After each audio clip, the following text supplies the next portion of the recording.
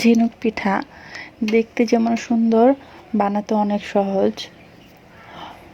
যারা first time এই পিঠাটা বানানো দেখবে তারা হয়তো আমার মতে অবাক হবে, কারণ আমরা সবাই যখন এই পিঠাটা আন্টির কাছ থেকে বানানো শিখতেছিলাম তখন দেখে পুরা অবাক, একেবারে ঝিনুকের মতো দেখতে।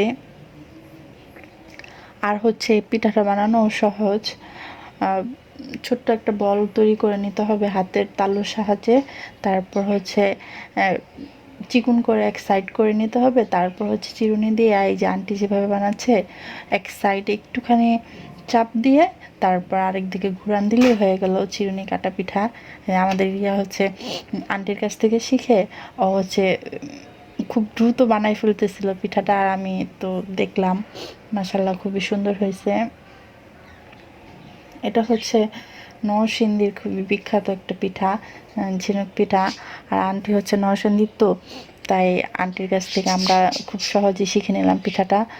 পিঠাটা দেখতে তো অনেক সুন্দর, আর হচ্ছে খেতে অনেক মজা। এইভাবে হচ্ছে পিঠাটা বানাই নিতে হবে। আর হচ্ছে পিঠাটা বানানোর জন্য প্রথমে চালের গুঁড়া হচ্ছে আমরা রুটি যেভাবে তৈরি করি ডো বানাই নিই, ওইভাবে সেম পানি গরম করে কাই খুলে নিয়ে তারপর ডো বানাই নিতে হবে। তারপর ডো দিয়ে, চালের গুঁড়া ডো দিয়ে তারপরে এই হাতের সাহায্যে হচ্ছে বল তৈরি করে নিতে হবে। বল তৈরি করার পর চিকন শেপ দিতে হবে। চিকন শেপ দেওয়ার পর দুইটা চিরুনি নিয়ে মাঝ বরাবর রেখে ব্যাস এক সাইডে টান দিলেই হয়ে যায় হচ্ছে ঝিনুক পিঠা। আমি মাঝে মধ্যে এটাকে চিরুনি কাটা পিঠা বলে ফেলি, কারণ হচ্ছে এটাতে দুইটা চিরুনি লাগে। এই পিঠাটা বানানোর জন্য অবশ্যই দুইটা চিরুনি লাগবে। আর তারপর আর কি গরম তেল গরম করে হচ্ছে এটা ভেজে নিতে হবে। আমরা যেহেতু অনেকগুলো পিঠা বানাইছিলাম, এর জন্য আমি হচ্ছে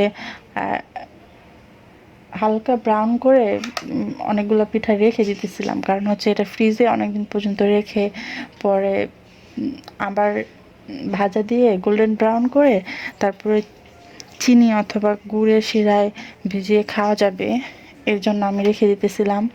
আর হচ্ছে আজকের জন্য আমরা কিছু পিঠা হচ্ছে গোল্ডেন ব্রাউন করে ভেজে, এরপরে হচ্ছে গুড়ের শিরা দিয়ে নিতেছিলাম। আমি হচ্ছে গুড়ের শিরা তৈরি করছি, কারণ আন্টি বললো চিনির চাইতে গুড়টা বেশি মজা হয় খাওয়ার জন্য, এর জন্য আমি গুড়ের শিরা তৈরি করে নিয়েছি।